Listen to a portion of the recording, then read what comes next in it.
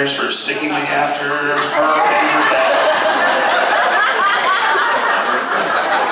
For those of you who don't know me, I am the person who you will remember for ruining this wedding. My name is Ben Stratton. I am one of Brian's friends. I will gently lead into the best man story, but we'll get there in a second. I'm terrified to follow those two speeches. Jimmy, let's do You've Lost That Loving Feeling in E. Okay, well, no, you know what? Let's stick to the speech. So this is great. Brian, look how nice they look up here. This is a lovely couple of people. They look good.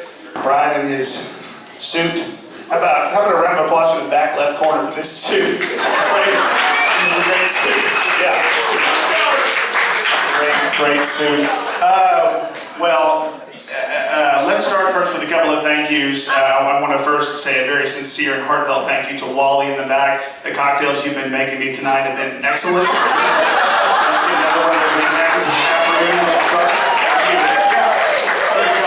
Excellent work. Thank you, Wally. Another big thank you to the Reynolds for last night. A wonderful rehearsal dinner. I think for anybody who knows them, they will certainly echo the sentiment. For those who don't, you should be lucky enough to get to know them. But I will reiterate what I said last night in my speech, which was they are like my second set of parents. I love them dearly. They're two wonderful people, and if Brian is anything, it is because of his parents. So maybe Kinsey, his great sister, but we'll leave that there. So I love you, Rick and Patty. A huge, outstanding round of applause for the Suttons for this wonderful, beautiful evening.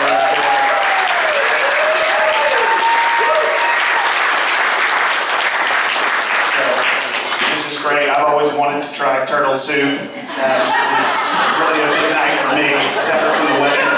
So thank you so much for that. Wally the cocktail. To talk briefly about, I'm sorry. You're snorting? It's okay. I will too. I'll talk briefly about Brian here. Megan did a fantastic job talking about Alison and her sister and her love for her, and tough speech to follow, but I will just say that, about Brian, who is one of my oldest and dearest friends, perhaps my oldest and dearest friend. There's a table of people over here, sort of the Austin crowd, if you will, the Georgetown-Austin hybrid crowd of people, and among those over there, these are my very dearest friends. And Brian is in that list, next perhaps to my wife, of the people that I would do absolutely anything for. I take a bullet for this guy.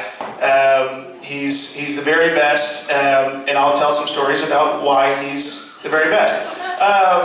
We were 19-ish years old, and we had come back. We were in college. He was back for the summer from Tuscaloosa at Roll Tide. And I was in town, and Rick and Patty were out of town. I'm not sure why, but they were off somewhere doing something fantastic. And Rick has this big 20-foot long green canoe that hung in the garage.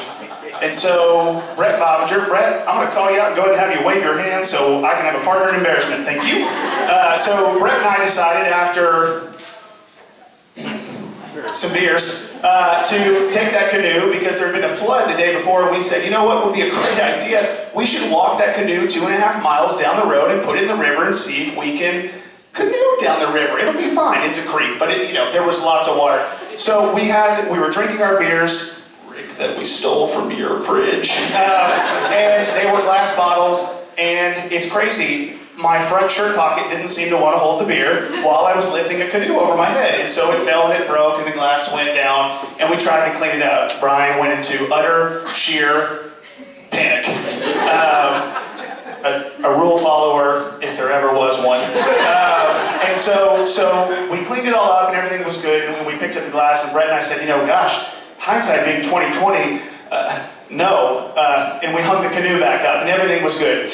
Rick and Patty came back into town the next day, and about a week later, Patty was outside doing something, and she went and talked to Brian, and she said, hey, I found this piece of brown glass in the driveway, and I'm not really sure what oh my God, Mom, Ben, and Brett were drinking, and they got here, and I don't know what happened. I was here, but I wasn't here, and I was there, and I I'm sorry, and I'm sorry. And he folded like a cheap suit. Again, in that left corner.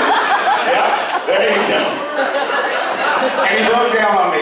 And God bless him, we are still friends. And so,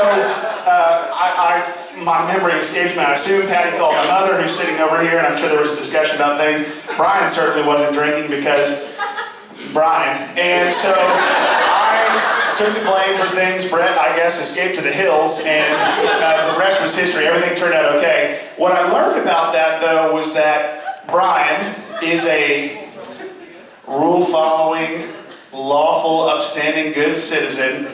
And at the time, while I may have wanted to bury him in a ditch behind the house and hide the evidence, what it later evolved into was an indication of the man that Brian would grow into and is today, and probably one of the things that Alison loves most about him. He is a steadfast, upstanding, thoughtful, caring, black and white, right and wrong kind of guy that we should all be, quite frankly, trying to emulate and to look into following and to bettering ourselves. He is one of the best among us, and I would hope that in my life and in all of ours, we should look around and try to do a little bit of what Brian's doing to make ourselves a little bit better.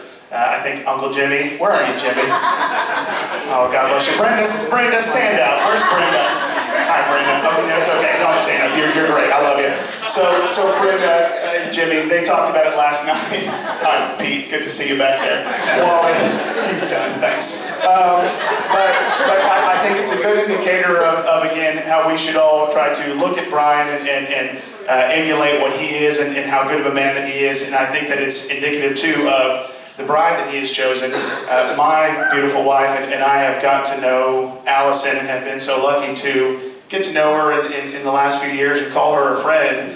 And Brian's great, but Alison only makes him better. And so again, I think indicative of his lifestyle and who he is as a man, and Alison, who she is just outstanding. We've all heard about that, and we all kind of know. I think it's great to see the two of them together. And so I guess I would just close by saying, I hope that the two of you continue to rub off on each other, but much more important than that, I hope the two of you continue to rub off on the rest of this group of people. And so let's raise a glass to two outstanding and fantastic people.